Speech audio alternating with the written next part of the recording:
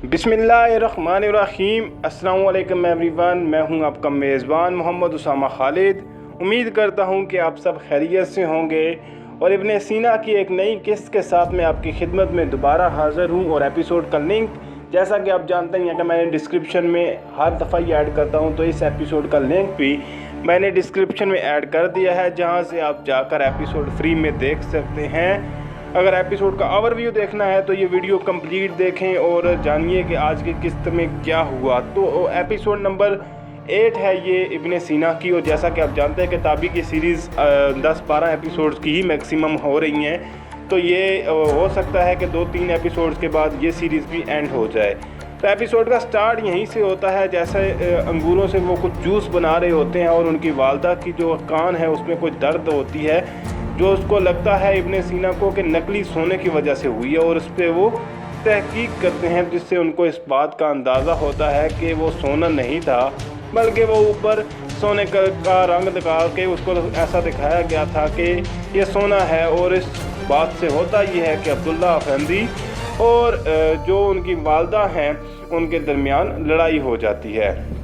अब अब्दुल्ला अफंदी अपने आप को मासूम साबित करने के लिए उसी सुनार के पास जाते हैं और ढूंढने की कोशिश करते हैं, लेकिन वो भी नहीं मिलता। और माहिया, जैसे आपको पता ही है कि वो तो आग भड़काने में माहिर हैं, तो वो इस तरह की बातें करती हैं कि जो उनकी वालदा है इब्ने सीना की, वो घर छोड़ जाए। और होता ये है बदकिस्मती से कि इस दफ़ा वो माही पे ही ये बात पड़ जाती है, क्योंकि वो उनके ही घर जाने का फ़ैसला कर देती हैं। और ये जो मामला है नकली सोने वाला,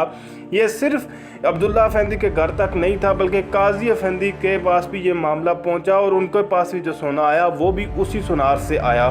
तो यानी कि वो काफ़ी हद तक बहुत से शहर में काफ़ी लोगों का नुकसान करके इसी तरह से गायब हो गया।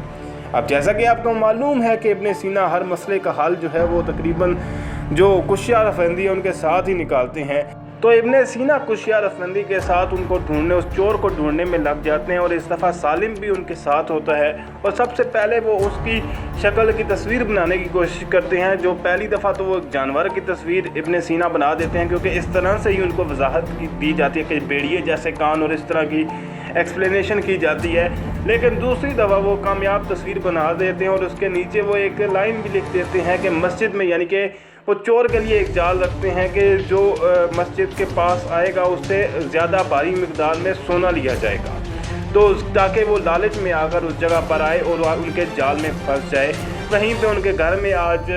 खाने के लिए भी ज़्यादा चीज़ें नहीं होती, क्योंकि ज़ाहिर सी बात है जब उनकी वालदा घर में नहीं होती तो खाना पकाने के लिए कौन होगा। और उनकी वालदा जो है वो तो माई खातून के घर में इस वक्त बैठी हुई थी, और माई खातून जो है वो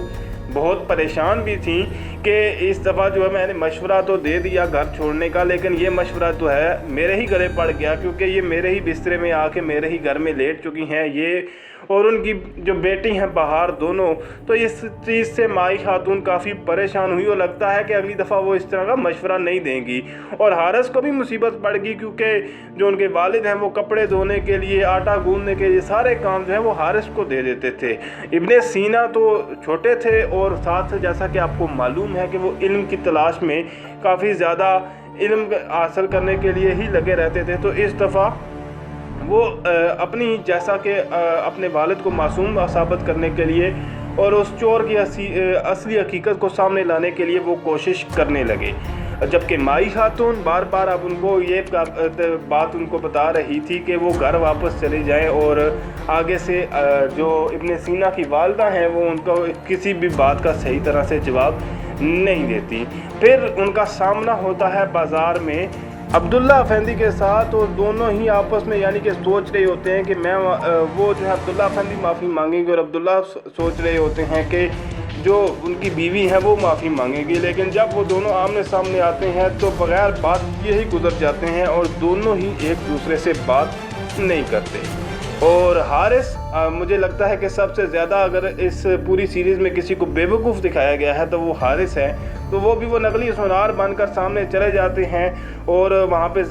इब्ने सीना उनको पहचान लेते हैं। लेकिन वहाँ पे जो असली सोनार भी होता है, यानी कि जो असली चोर होता है, वो भी सामने आ जाता है, और सालिम उसके पीछे भागता है लेकिन यहाँ एक मज़े की बात हुई कि इब्ने सीना और कुश्यार अफेंदी उसके पीछे नहीं भागे। उनका कहना था कि अगर हम इनके पीछे भागें तो हो सकता है बीमार हो जाएं और हम इसको पकड़ने के लिए कोई नई तरकीब बनाएंगे। इसी तरह इब्ने सीना के वालिद जो है इस दफ़ा, क्योंकि अब उनकी वालदा घर पे नहीं होती, तो वालिद के पास जाके कहते हैं कि जब मुझे नींद नहीं आती तो मेरी वालदा मेरी पीठ पे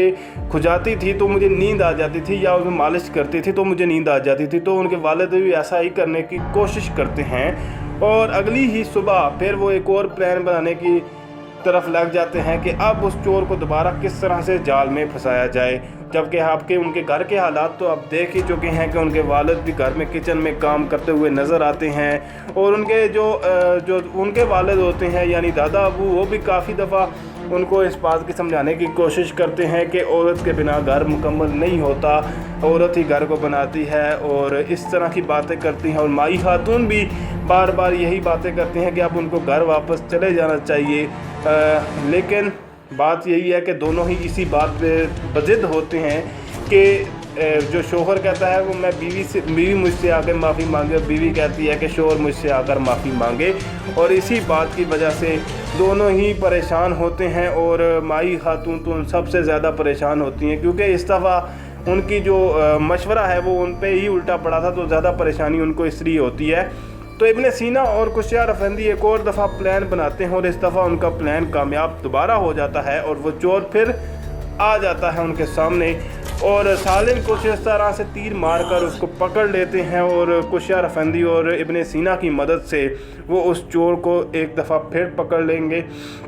यानी पकड़ लेते हैं और काजी अफेंदी के सामने ले जाते हैं और इनाम के तौर पर उनसे एक असली सोने की जो 2 बालियां हैं वो तलब करते हैं। अब वो ज़ाहिर सी बात है उनकी वालदा के लिए थी, लेकिन अब्दुल्ला अफेंदी को इस दफ़ा फिर एक दफ़ा उनके वालिद समझाते हैं कि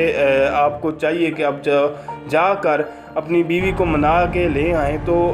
वो भी इसी दौरान इब्ने सीना भी उनकी बातें सुन रहे होते हैं, तो वो भी उनको वो दे देते हैं बालियाँ कि आप जाते हुए ऐसे खाली हाथ ना जाएं, बल्कि ये बालियाँ अपनी मेरी वालदा को दे दें ताकि वो जल्द अज जल्द मान जाएं। तो वहाँ से वो चले जाते हैं, यानी कि अब वो अपनी बीवी को मनाने के लिए माई खातून के घर चलते हैं और वहाँ पे जाते ही जब आमने सामने होते हैं तो माई खातून तो ऐसा देख के खुश होती हैं कि अब ये आखिरकार मनाने आए गए हैं तो हम माफ़ी मांगे कि बात हल हो जाएगी, मसला हल होगा और इस तरह से जो उनके घर में ये मसला पैदा हुआ है वो ख़त्म हो जाएगा और आखिरकार शहरियार और अब्दुल्ला अफेंदी दोनों की सुलह हो जाती है और एक हैप्पी एंडिंग होती है। और इस सब हैप्पी एंडिंग में सबसे ज़्यादा खुशी माई खातून को होती है कि और हो सकता है कि नेक्स्ट टाइम वो इस तरह का मशवरा ना ही दें। तो ये एक किस्म की इस एपिसोड की स्टोरी थी और एपिसोड का एंड भी अच्छा था। तो नेक्स्ट एपिसोड में देखते हैं कि इसकी क्या स्टोरी निकलती है और अगले एपिसोड में क्या कहानी सामने आती है। मिलते हैं नई अपडेट्स के साथ बहुत जल्द। इजाज़त दीजिए, अल्लाह हाफिज़।